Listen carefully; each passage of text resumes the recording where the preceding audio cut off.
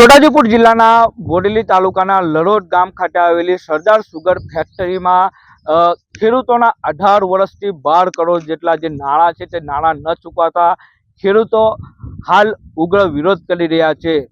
આજે ખેડૂતો છે, જે ખેડૂતોના નાણાં જે શેરડી છે તે શેરડી સુગર ફેક્ટરીમાં નાખી હતી, પરંતુ આજ દિન સુધી 18 વર્ષ જેટલો સમયગાળો વીતી ચૂક્યો છે, પરંતુ આજ દિન સુધી તેઓના નાણાં ચૂકવવામાં આવ્યા નથી, જેથી ખેડૂતો પોતાના નાણાં મળે તેવી માંગ કરી રહ્યા છે। સરદાર સુગર ફેક્ટરી જે કઈ સાલમાં શરૂઆત થઈ, ક્યારે બંધ થઈ અને ખેડૂતોને કેટલા રૂપિયા ચલવાયા?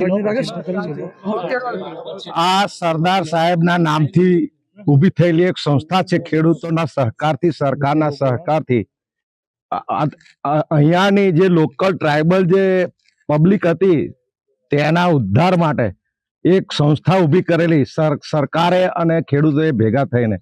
એ 1998ની સાલમાં એનો પાયો નખાયો અને ત્યારથી બાંધકામ થયું, ચાલુ થઈ અને 2007માં એ બંધ થઈ અને એ ઘણું ખોટું થયું છે।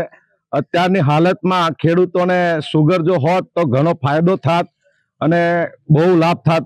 પાણી હવે આવ્યું, તે ટાઈમે પાણી નહોતું અને સુગર હતી, અત્યારે પાણી છે અને સુગર નથી। અને અમે જે મહેનત કરીને સુગરમાં જે ખેતી પકવીને જે શેરડી નાખેલી એના જે પૈસા છેલ્લું પિલાન જે થયેલું એના પૈસા જે અમારા બાકી છે 1800 ખેડૂતોના, જે 12 કરોડની આજુબાજુની જે મૂળ રકમ જે છે તે આજ સુધી અમને મળી નથી।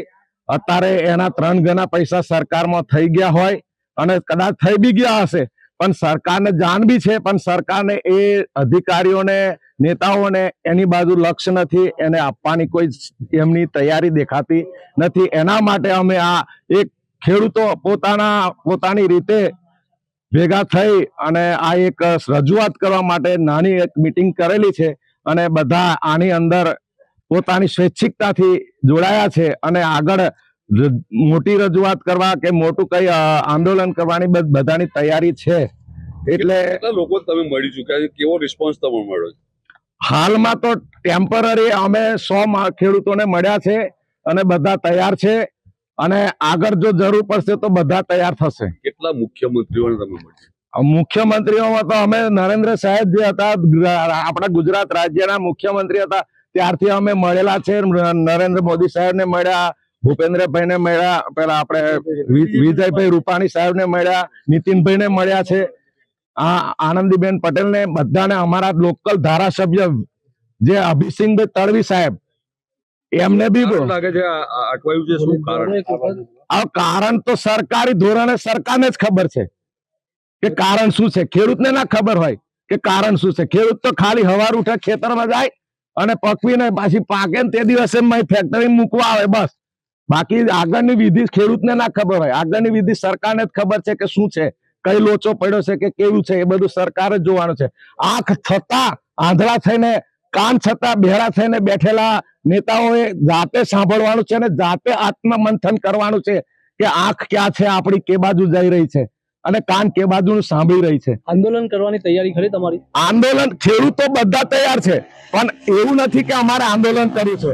અમારે તો અમારી રજૂઆત થાય, અમારી રજૂઆતનું સ્વીકારી અને અમારા પૈસા છૂટા કરે અને અમારો જે નીકળતો રૂપિયા જે કઈ છે વ્યાજ સહિત અમને પાછા આપે। 18 વર્ષ જેટલો સમયગાળો વીતી ચૂક્યો છે, પરંતુ આજ દિન સુધી તેઓના નાણાં ચૂકવવામાં આવ્યા નથી, જેથી ખેડૂતો પોતાના નાણાં મળે તેવી માંગ કરી રહ્યા છે।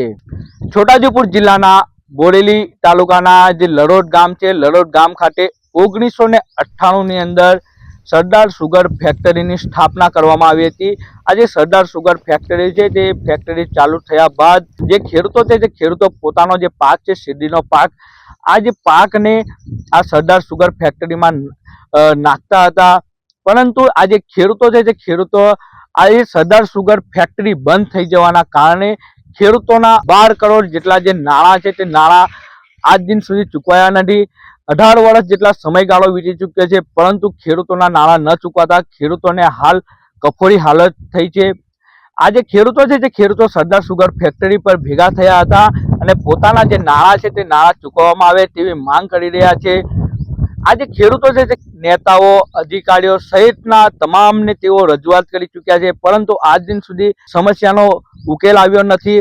ત્યારે આજે 18 વર્ષ જેટલા જે સમયગાળો વીતી ચૂક્યો છે, પરંતુ ખેડૂતોનો કોઈ નિકાલ ન આવતા ઉગ્ર આંદોલન કરવાની હાલ ચીમકી ઉચ્ચારી રહ્યા છે। વૈષ્ણવજન તો તેને કહીએ જે પીડ પરાઈ જાના।